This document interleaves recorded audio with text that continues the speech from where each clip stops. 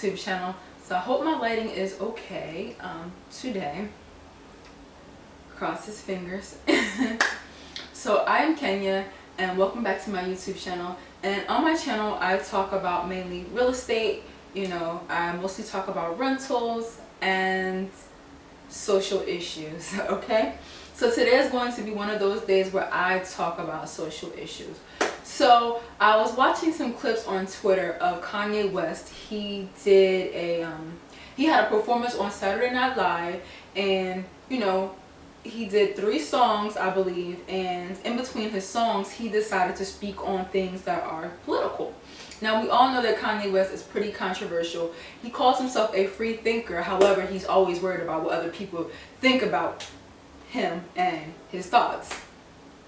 But anywho, so I saw a clip on, Instagram of him saying just certain things about the government. But one thing he said was that welfare breaks up families, right? So I'm going to put that clip in the video here so you guys can check that out and come to your own conclusion of whether you are in support of his thoughts or if you're not messing with it. You know what I'm saying? So go ahead and check that out.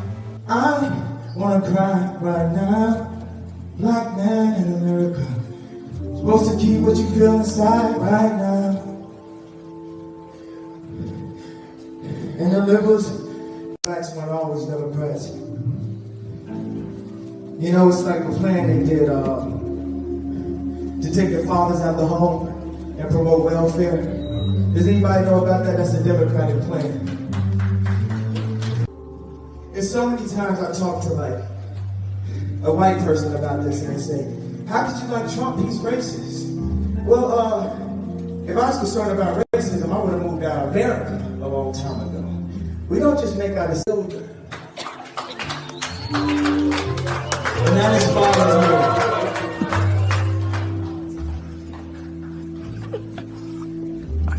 And when I said I'm running 2020, all my smart friends. Got my bottle of water because this might be a long-winded video. I don't know. But anywho, now that we're back. So I always hear the term that welfare breaks up families. And I don't know, for some reason it just really irks me. And I feel like it's something that men usually say, women would rather have welfare, instead of having a man in the house. Or if they have welfare benefits, there cannot be a man in the house. And I really think that there is a lot of there is a misunderstanding about the way the welfare system works.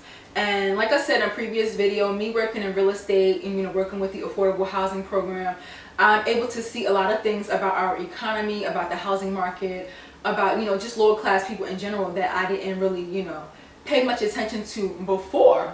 So with the welfare was created in the 1930s. It was created around the time of the Great Depression because obviously the country, the United States of America, was in a Great Depression. A lot of families were starving. There was a lot of famine and things like that. And I remember my grandmother telling me stories about the Great Depression and how her mother would always get like loads of like vegetables and fruit, and she would distribute it out to her neighbors who didn't have money or food, people that had a lot of families. And this was in Orange, New Jersey. So just listening to her stories about the Great Depression, I could see why the welfare program was, created. Now, I do agree with Kanye West when he said when the Democratic Party was initially started, it was basically what the Republican Party is now. That was the only thing that I agree with. I feel like Kanye West is very talented, and I feel like he is not a speaker. I don't feel like he's able to orally translate his thoughts the way he thinks them in his mind. I feel like he should put that into his music and let his music tell a story of what he's thinking about, the country and the state of the country. Just put it into your music and let that joint speak. All right, Kanye, do that for us. So let's talk about the system. Let's talk about welfare, period. So there's so many videos on YouTube where you will see like men talking about how welfare was designed to break up the black family. So many whole texts making videos on this, and I feel like it's a way to put the blame on women versus thinking about why families are really broken, in a grand scheme of things. Let's talk about it. Let's talk about it. So growing up, my aunt was married. She had a husband, and she was always getting evicted and put out because her husband had a problem with gambling.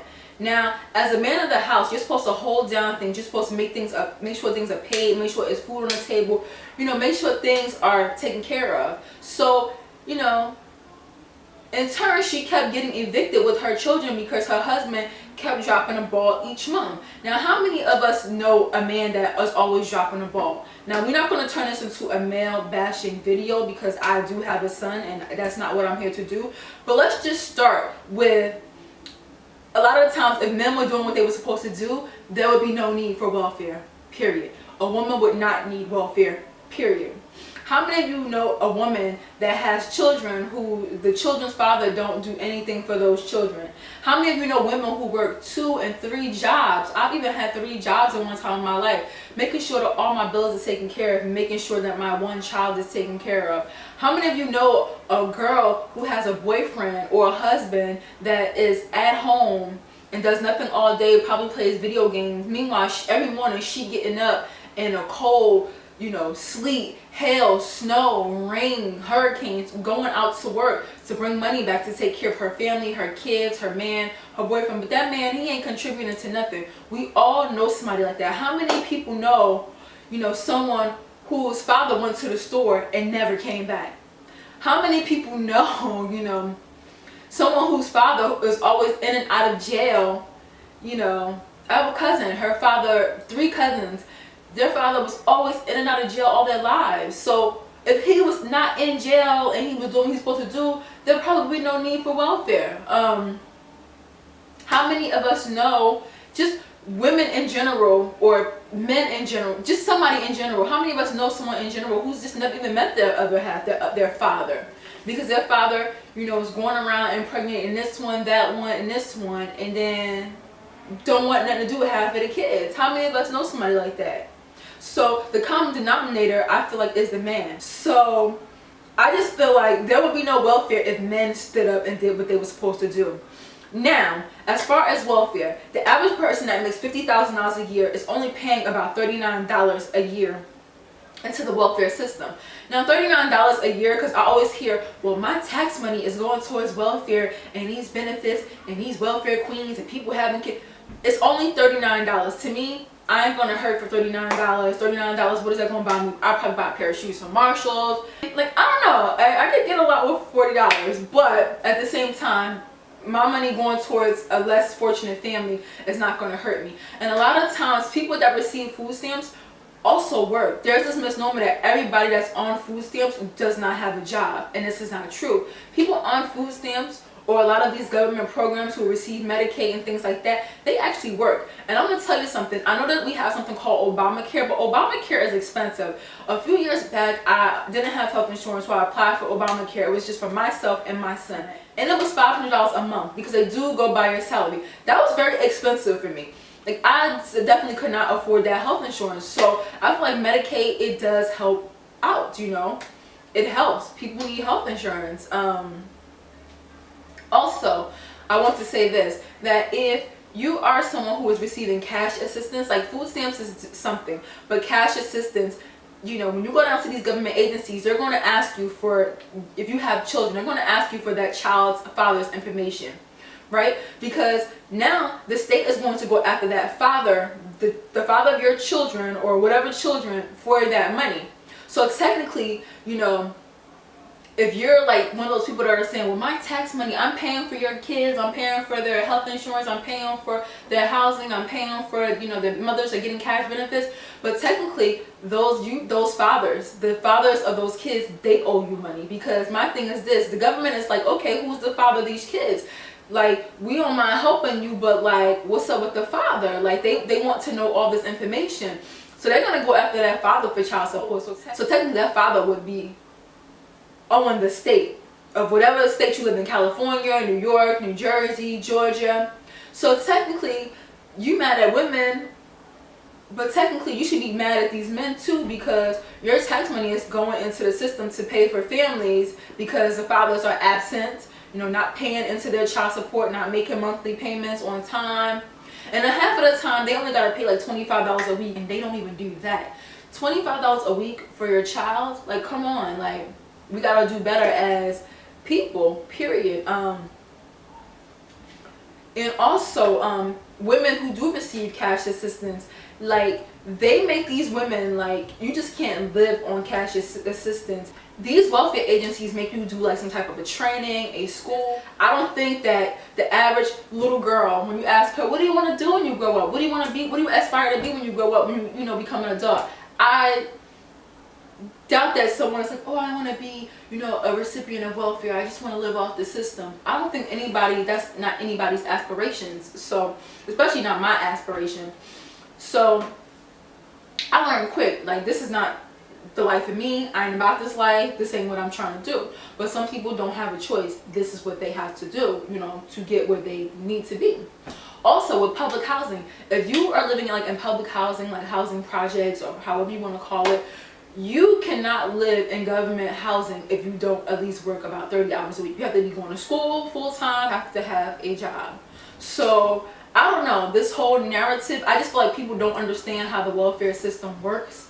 I've learned how it works just by, like I say, working in the field of social services for so many years, and just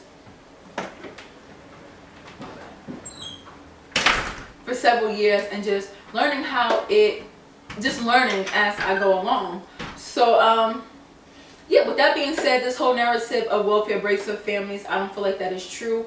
I feel like, you know, things like, I feel like with Section 8 programs, like Section 8, when you go down to your local Section 8 office, they're going to ask you for pay stubs for every adult in the house, right? So every adult has to give their pay stubs, right? That means me as a woman, if I have a boyfriend, I need his pay stubs too.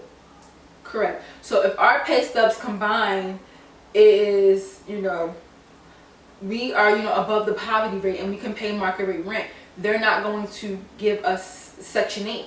But if just with me, with my own income, I can get Section 8 and have the government pay, you know, some of my rent or maybe all of my rent, then that's how it works. But the government is just not going to sit up there and support two grown people that are making enough money to support themselves. That's not how it goes. I feel like a lot of women who are presented with Section 8, even though they do have a boyfriend, they just take their Section 8 a lot of the times because their man isn't reliable. And I feel like in this day and age, women have to be independent. It's not that I feel like women want to be independent per se, but women, we have no choice to be independent, because let's keep it real, a lot of men, they drop the ball, they don't come through. And I'm just speaking mostly from my own experience with dating, and this is why I live alone. I don't live with men unless we're getting married. But I've noticed that a lot of women, they have to just do what they have to do for themselves, because it's nothing like, you know, depending on your man to come through and then he decides, oh, this week I don't want to be with you. He leaves and you don't have any money for rent, groceries, or his half of the bills are not there. So I feel like we need to stop and look. I feel like men especially need to stop and look at themselves and why it is that women would choose, you know, government benefits versus, you know, having her partner live in the house with her, if that makes any sense to me. I'm just speaking from things that I've seen personally. Yeah, with different women and experiences and things that they go through, because personally I've always had my own place, and I don't worry about a man helping me. I don't worry about his half of the bills, because if anything, I'm gonna work 2 and 3 jobs to get it done, you know, to get my stuff taken care of like most women would. So let's understand the welfare system. Let's stop saying that welfare breaks up families. When clearly the common denominator is that a lot of the times men are just not reliable. They don't come through. They leave you hanging. And that's just that. So with that being said, I want to thank you guys for coming to kick it with me today. Let me know in the comment section whether you agree with Kanye West rhetoric or whether or not you disagree. But however, let's keep it cute in the comments, because I am a very nice person. And, you know, let's just keep it respectful. Let's keep it cute. We grown. We all grown. You know, this is for us grown-ups here. So let's keep the conversation cute. And I'm going to see you guys in my next YouTube video. Toodles.